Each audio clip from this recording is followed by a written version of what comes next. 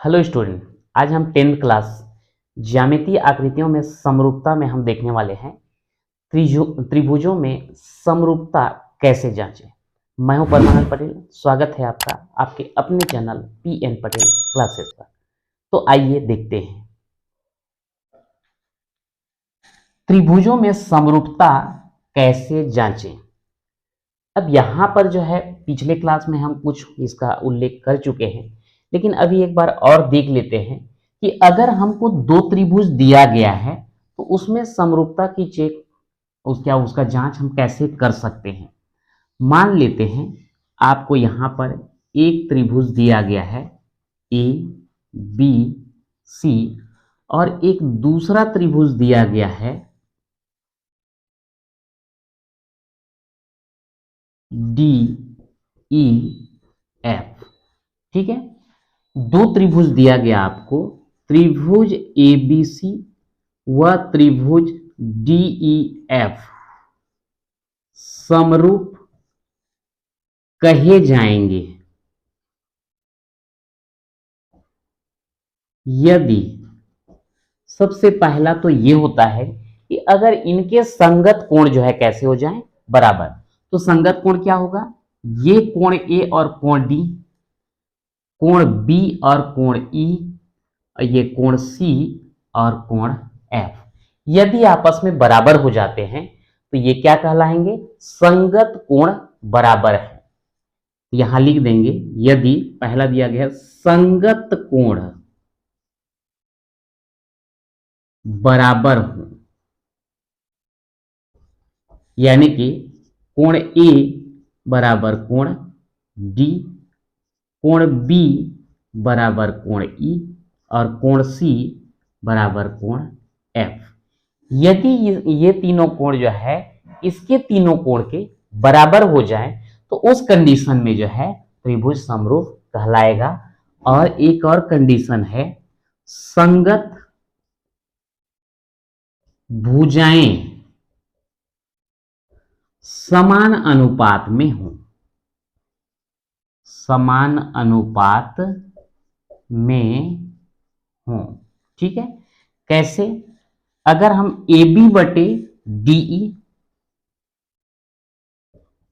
यदि हम यहां पर ए बी का और डीई का मान लेकर के यहां पे रख दें तो इसका मान जितना आता है बीसी बटे ई एफ का भी उतना ही आना चाहिए, तथा एसी बटे डी एफ, एसी बटे डी एफ, ये ए बी बटे डीई, बीसी बटे ई एफ और एसी बटे डी एफ, ये तीनों का मान जो है बराबर आना चाहिए। तो यहां पर जो है दो त्रिभुजों की समरूपता के लिए ये दो क्वालिटी उनमें होनी चाहिए, संगत कोण बराबर हो, संगत भुजाएं समान अनुपात में हो। अब यहां पर जो है ये दोनों में से कोई एक अगर जो है हम प्रूव कर देते हैं, एक जो है हम सिद्ध कर देते हैं तो दूसरा जो है ऑटोमेटिक ये गुण है ऐसा माना जाता है। कहने का मतलब ये हुआ कि दो त्रिभुजों को समरूप सिद्ध करना हो तो इन दोनों में से कोई भी एक अगर हम सिद्ध कर देते हैं, या तो संगत कोण को आपस में बराबर कर दें तब भी त्रिभुज समरूप कहलाएंगे, या फिर संगत भुजाओं को समान अनुपात में हम सिद्ध कर देंगे तब भी त्रिभुज समरूप कहलाएंगे। कहने का मतलब इन दोनों में से कोई एक शर्त को भी हम पूरा कर देते हैं तो दोनों त्रिभुज जो है क्या कहलाएंगे, समरूप त्रिभुज कहलाएंगे। तो यहां पर मैं लिख देता हूं, इनमें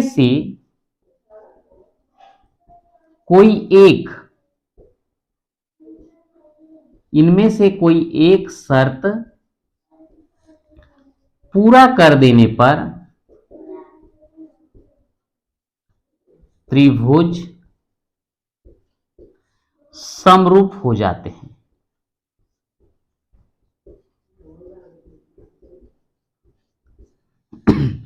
तो इस प्रकार से संगत कोण बराबर हो तब भी, या संगत भुजाएं समान अनुपात में हो तब भी जो है दोनों त्रिभुज क्या कहलाएंगे, समरूप कहलाएंगे। अब हमने पिछले क्लास में 9th क्लास में हमने पढ़ चुका है कि दो त्रिभुज जो है सर्वांग सम कब कहलाते हैं।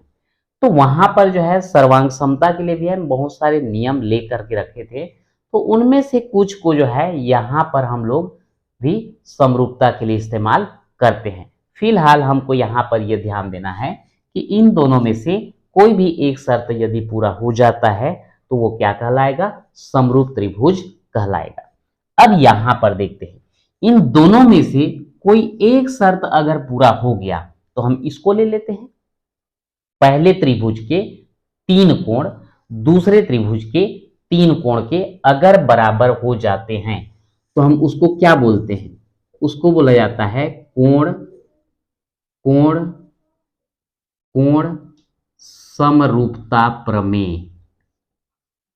ये ध्यान रखेंगे, यदि इसमें से एक शर्त को भी हम पूरा कर देते हैं, यानी कि पहले त्रिभुज के 3 कोण दूसरे त्रिभुज के 3 कोण के बराबर हो, तब जो है त्रिभुज क्या कहलाएंगे, समरूप कहलाएंगे। तो इसको हम जानते हैं कोण कोण कोण समरूपता प्रमेय के हिसाब से। अब इसी का जो है एक शॉर्टकट ले लेते हैं। इसी का एक शॉर्टकट मतलब हम तीनों कोण को बराबर न करके केवल 2 कोण को भी अगर बराबर सिद्ध कर दें तो ये कहलाता है आपका कोण कोण समरूपता प्रमेय। तो यहां पर क्या केवल 2 कोण को बराबर सिद्ध कर दें तब भी जो है समरूप कहलाएगा या नहीं? तो इसके लिए एक छोटा सा एग्जांपल लेते हैं। मान लेते हैं यहां पर जो है ये कोण और ये कोण की बात करें, मान लेते हैं ये कोण है 50 अंश और ये कोण है 50 अंश। एक दूसरा त्रिभुज ले लेते हैं, ये कोण जो है 50 अंश, ये कोण भी 50 अंश है। मान लो ये आपका त्रिभुज ए बी सी है और यहां पर त्रिभुज पी क्यू आर है। तो हमको पता है कि त्रिभुज के तीनों अंतः कोणों का योग कितना होता है, 180 अंश। तो अगर हम देखें कि यहां पर इन तीनों कोणों का योग, कोण ए धन कोण बी जो है 50 अंश है और कोण सी जो है 50 अंश है, इन तीनों कोण को अगर हम जोड़ते हैं तो ये किसके बराबर होंगे, 180 अंश। यहां पर त्रिभुज पी क्यू आर में अगर लें, कोण पी धन कोण क्यू कितना है 50 अंश, कोण आर कितना है 50 अंश, इन तीनों को जोड़ने पर भी कितना आएगा, 180 अंश आएगा। जब इसका योग भी 180 आता है, इसका योग भी 180 आता है, तो दोनों के राइट हैंड बराबर हैं तो लेफ्ट हैंड भी बराबर होने चाहिए। अगर हम बराबर कर देते हैं तो ये 50 अंश 50 अंश, ये 50 अंश और ये 50 अंश कैंसिल हो गया, तो कोण ए बराबर हमको क्या मिल गया, कोण पी। मतलब ये कोण ए जो है कोण की पी के बराबर हो जाता है। तो इस प्रकार से हम देखते हैं कि अगर हम 2 त्रिभुज लिए हैं, उन दोनों त्रिभुज में 2 कोण जो है बराबर हैं, तो तीसरा कोण जो है ऑटोमेटिक बराबर हो जाता है।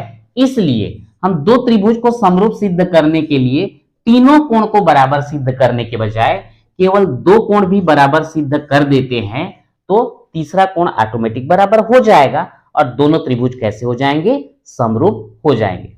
तो इस प्रकार से हम देखते हैं कि त्रिभुजों को समरूप सिद्ध करने के लिए इन दोनों में से कोई एक शर्त पूरा कर दें तो दूसरा ऑटोमेटिक कंप्लीट हो जाता है और त्रिभुज समरूप कहे जाते हैं। लेकिन इसमें से पहला वाला अगर हम देखते हैं, जिसको हम कोण कोण कोण समरूपता के नाम से जानते हैं, यानी कि पहले त्रिभुज के 3 कोण को दूसरे त्रिभुज के 3 कोण के बराबर अगर हम सिद्ध कर देते हैं, त्रिभुज समरूप होता है। लेकिन हम 3 कोण के बजाय केवल 2 कोणों को भी अगर हम बराबर सिद्ध कर दें तो तीसरा ऑटोमेटिक सिद्ध हो जाता है। तो इसलिए हम बोल सकते हैं कि 2 त्रिभुज को समरूप सिद्ध करने के लिए पहले त्रिभुज का 2 कोण दूसरे त्रिभुज के संगत 2 कोणों के बराबर सिद्ध कर दें तो वो क्या कहलाएगा, समरूप त्रिभुज कहलाएगा।